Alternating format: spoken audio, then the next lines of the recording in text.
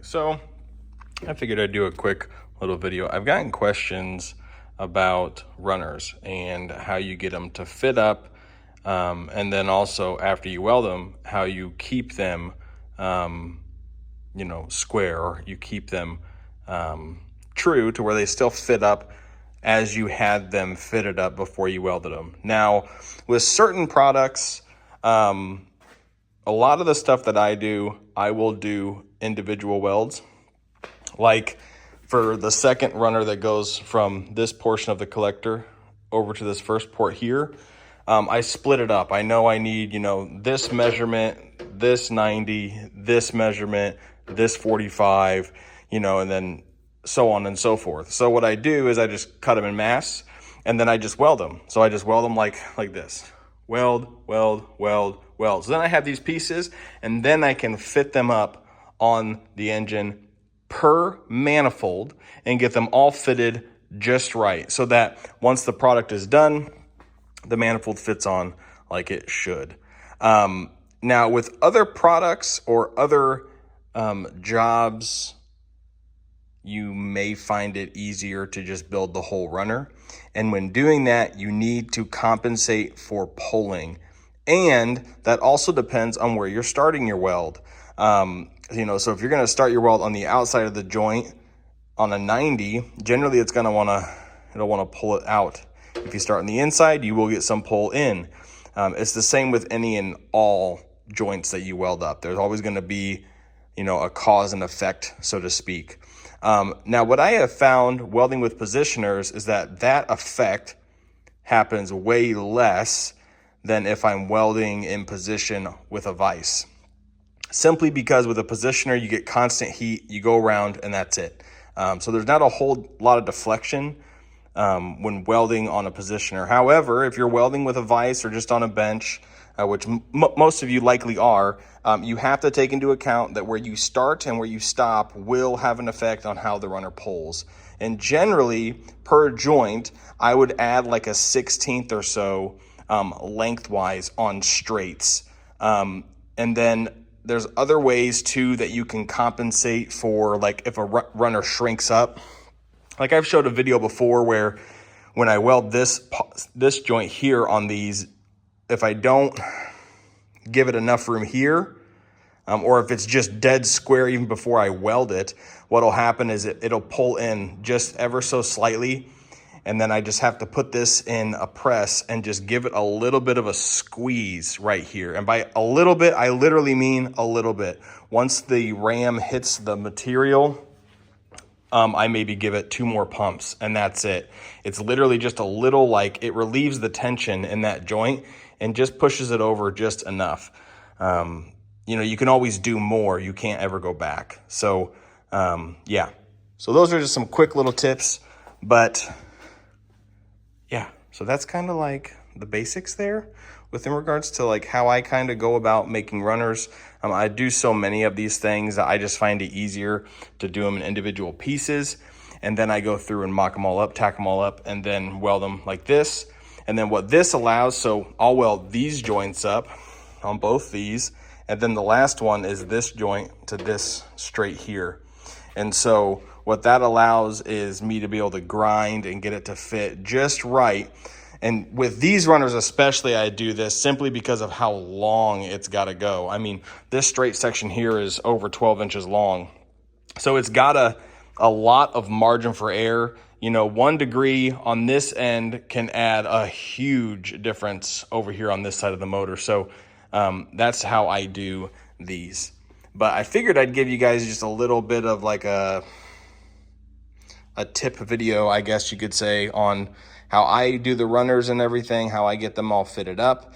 I use, when I'm prepping this stuff, I use, just your generic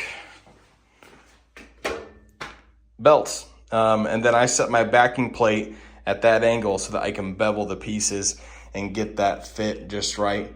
And if you're wondering too, in the description of all the videos, I give out a link to Combat Abrasives, where you can purchase belts and stuff like that, and you get a discount when you do that as well through that code. But yeah, so that's kind of a basic walkthrough on how I do the runner prep and fit up and everything. And we'll actually go through, I'll put it on time lapse, and we'll go through and we'll get this runner fitted up here. Not a time lapse, but we'll just make this do. So what I know here is, and I've made this little stand just so that is where this needs to rest. And so I get this where that needs to be-ish.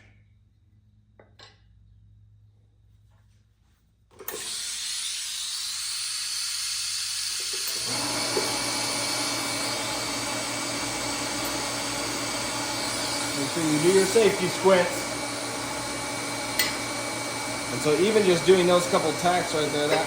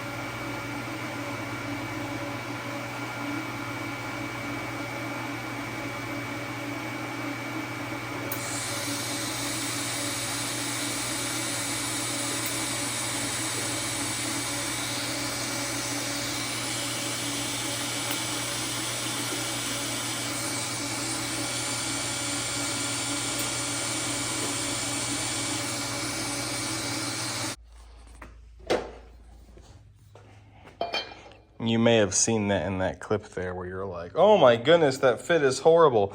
Yeah, you're right, it is. But what's gonna happen is when that gets welded and that gets welded, it will shrink straight that way, and this will shrink straight that way.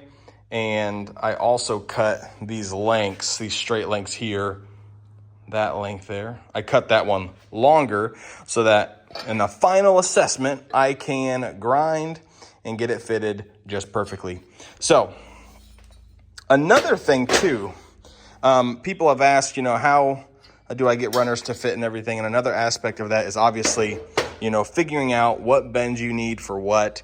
And I do use what is known as IC Engine Works blocks. They're these blue blocks, no doubt you've probably seen, you know, you get these nice, they're like Legos, right? That doesn't mean you need to have that. You don't have to have that to do this. Years ago, I would buy like spare 90-degree elbows. So I'd buy some spare 90s and some spare 45-degree elbows, because there's two types of elbows you can get. Well, there's technically more than two, but the most common are going to be your long 45 and then your long radius 90-degree elbow. Now, they do offer as well, obviously, a tight radius 90-degree elbow. And the only time I use the tight radius 90s, that's it. Just because with the Subaru, that unequal length portion within regards to the oil filter, you got to try to keep that as tightly as possible, but you also need room to access that bolt that secures the header to the engine. But I would order myself, this was years ago when I did this, I ordered myself, you know, spare 90s and everything, and I'd cut different degree sections out of it. I would cut, you know, a 20 degree, a 30 degree, a 40 degree, a 50 degree, a 70 degree. I would have like various degrees that I knew were, this was this degree, so that when I was building it, I had a template. Now for a straight section, you don't want to waste money. You don't want to waste material. I get it. The stuff's expensive. I understand. So what I did, I went to my local hardware store and picked up some plumber PVC. It's schedule 10, 1.5 inches. Well, actually this is schedule 40. They don't make Schedule 10 for PVC, but it's Schedule 40. So it's the same outside diameter as the Schedule 10 like stainless stuff. And what's nice about it too is you can make yourself some mock-up fixtures for collectors. So I even did that where I cut myself some mock-up collectors that I had so that I could use for, you know, test fitting to make sure that, oh, this collector will fit in this area. Kind of gives you a good general idea on how the parts are going to fit. You can play more with collector angles, lengths, all that kind of stuff. And the PVC is super easy to cut.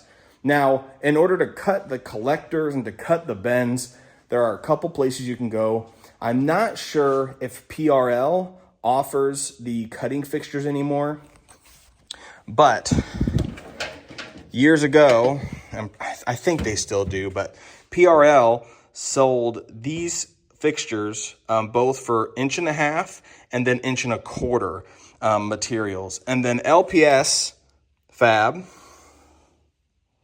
you can't even see it on this. There you go, right there. LPS Fab sells these awesome collector cutting fixtures. And so those two tools right there are like a make or break instead of you having to make your own stuff. Now you can make your own stuff because I did it years ago when I first started doing this, but it's nice to have tools that are repeatable and they keep your cuts consistent.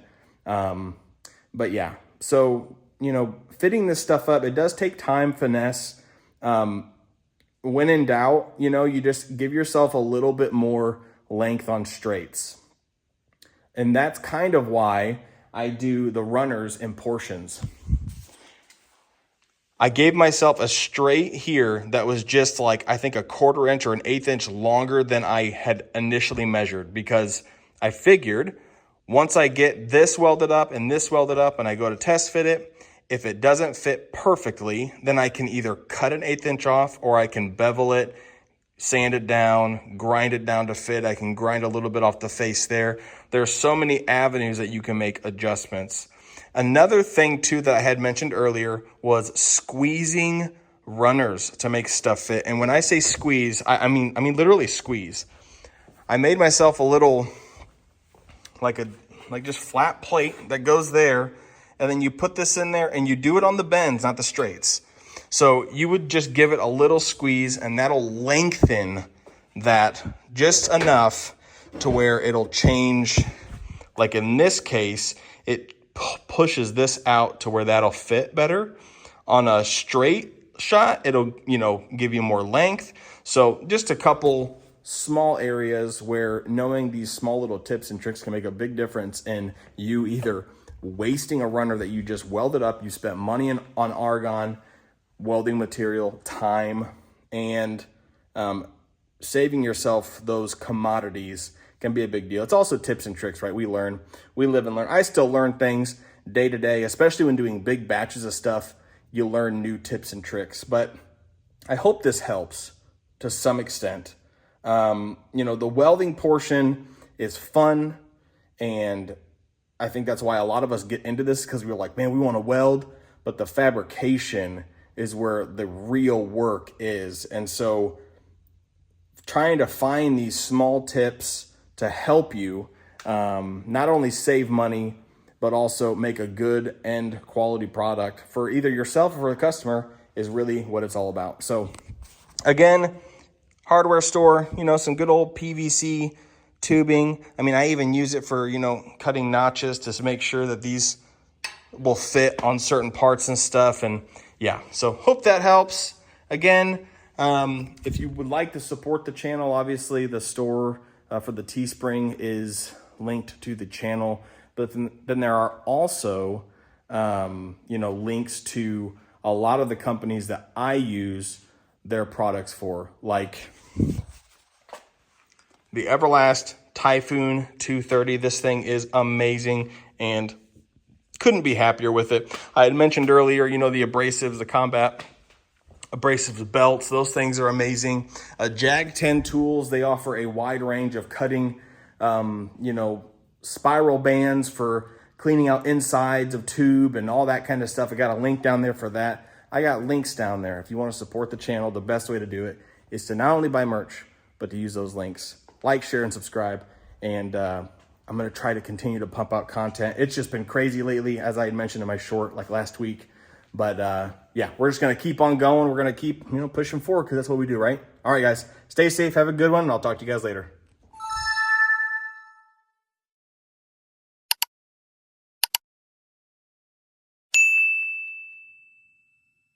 Torch is about 35. Amps are 100.